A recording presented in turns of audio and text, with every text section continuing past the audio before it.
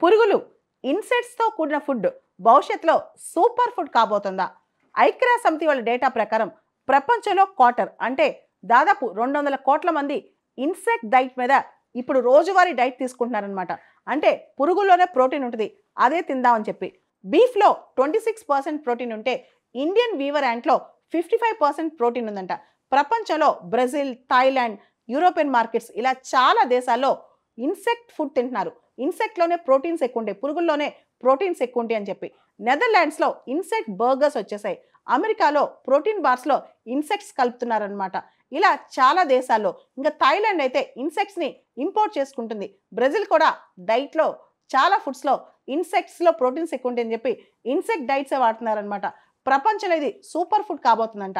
దాదాపు ప్రపంచవ్యాప్తంగా 2300 ఇన్సెక్ట్స్ అనేవి ఎడిబుల్ ఇన్సెక్ట్స్ అంట, అంటే తినొచ్చు అనమాట. భారతదేశంలో కూడా పురుగులను తింటాం, ఎడిబుల్ ఇన్సెక్ట్స్ని తింటాం పరిపాటే.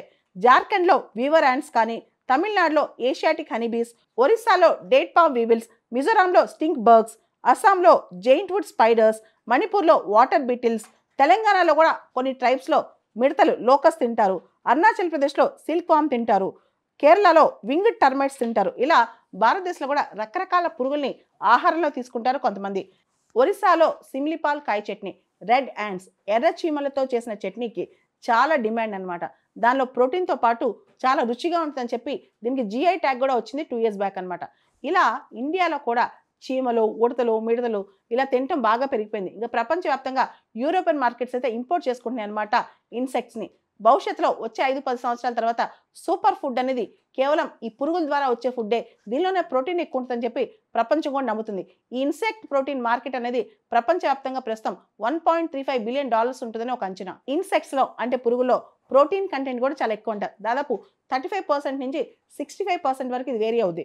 మామూలు మన మీట్ కంటే కూడా ఇన్సెక్ట్స్లో, పురుగుల్లోనే ఎక్కువ ప్రోటీన్ కంటెంట్ ఉంటుందని ఒక అంచనా. గ్రాస్ హాపర్, లోకస్ట్, క్రికెట్ ఈ 3 ఇన్సెక్ట్స్లో ప్రోటీన్ కంటెంట్ 61% ఉంటుందంట.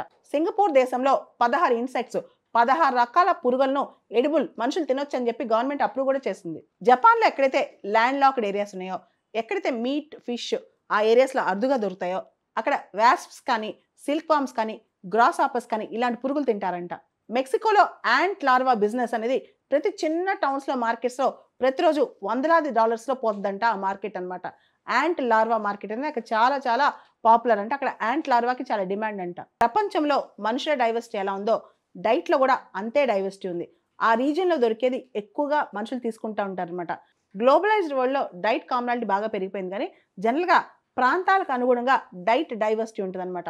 ముఖ్యంగా వియత్నాం, థాయిలాండ్, యూరోపియన్ కంట్రీస్ ఇలా చాలా దేశాల్లో ఇన్సెక్ట్స్ని డైట్గా తీసుకోవడం అక్కడ పరిపాటు అనమాట. ఈ దేశాల్లో ఇన్సెక్ట్స్ అనేవి ఎప్పటి నుంచో వాళ్ళ డైట్లో సిగ్నిఫికెంట్ పాత్ర పోషిస్తాయి. పురుగుల్లో, ఇన్సెక్ట్స్లో అప్ టు 80% ఆ ఇన్సెక్ట్స్ బాడీ వెయిట్, దాని బాడీ బరువు ఏదైతే ఉందో, శరీర బరువు 80% వరకు కూడా ప్రోటీన్ కానీ మైక్రో న్యూట్రియంట్స్తో నిండి ఉంటుంది.